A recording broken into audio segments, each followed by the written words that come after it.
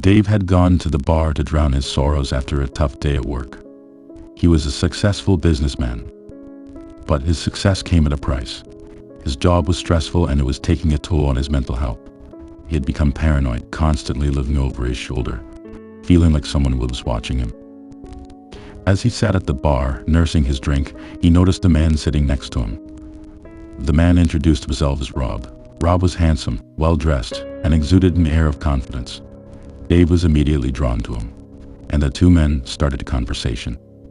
As they talked, Rob revealed that he was a private investigator.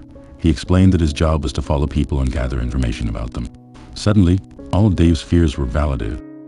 He realized that Rob was following him, and he started to panic. However, Rob assured him that he wasn't following him, and he was just a fellow customer at the bar. Dave took a deep breath and tried to calm down, but he couldn't shake the feeling that Rob was lying to him. Over the next few weeks, Dave became more and more convinced Rob was following him.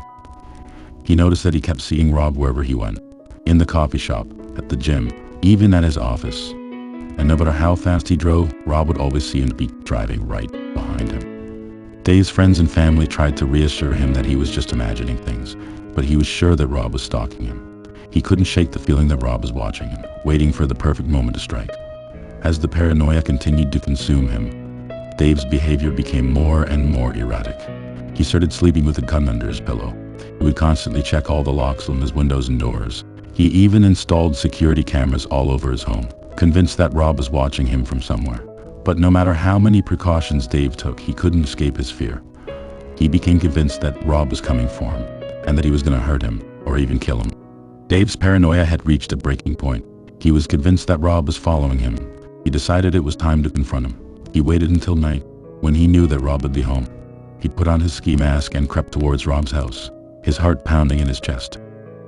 As he reached Rob's front door, he took a deep breath and smashed the window with a rock. He then climbed inside, feeling a rush of adrenaline as he crept towards Rob's bedroom.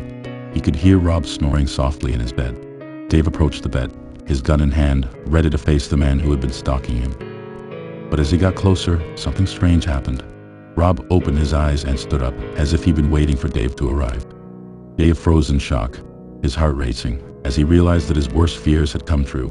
He was facing Rob, the stalker, in his own home. Rob smiled at him, a twisted grin on his face. "I've been waiting for you, Dave," he said, his voice low and menacing. Dave raised his gun, his hands shaking, but Rob just chuckled. "You're not going to shoot me, Dave. You're not strong enough to hurt anyone." Dave's fear turned to anger as he realized that he had been manipulated, that Rob had been playing with his mind. He raised his gun and pulled the trigger, but the gunshot was deafening in the small room, and the recoil made him lose his grip on the gun. Rob laughed as Dave struggled to regain his composure, his ears ringing from the gunshot. "You're not afraid of me, Dave," he said. "You're afraid of yourself. You're afraid of what you're capable of." Dave could feel Rob's breath on his neck, smell the alcohol in his breath. And as he leaned in close, he said, "I'm not a monster, Dave. I'm just a man, like you." Dave could feel the tears streaming down his face as he realized that Rob was right. He had been consumed by his fear, by his paranoia, and he had lost control. He had become the monster that he had been afraid of. Dave suddenly realized that his fears of being stalked by Rob were nothing compared to the reality he was facing now.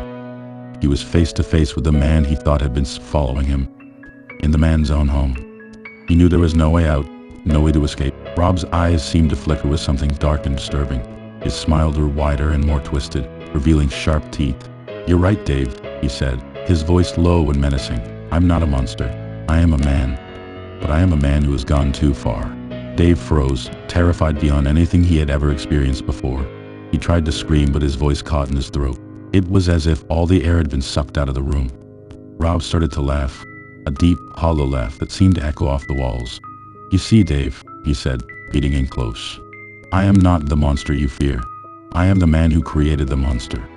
Dave's heart was pounding so hard he could feel it in his ears. He had no idea what Rob was talking about, but somehow he knew that it was something far more disturbing than you'd ever have imagined. He had to find a way out of this, a way to escape. But before he could even think, Rob had grabbed him and was pulling him towards the door, still laughing in that hollow, disturbing way.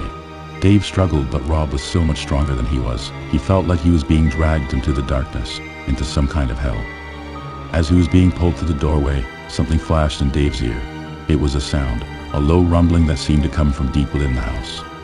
Before he could even figure out what it was, the ground shook beneath his feet, and he felt himself being thrown backwards, as if a giant had pushed him away. For a moment, he was in midair, looking down at Rob's house. He saw the roof collapse, saw the window shatter, and then he was falling through the darkness, towards nothing.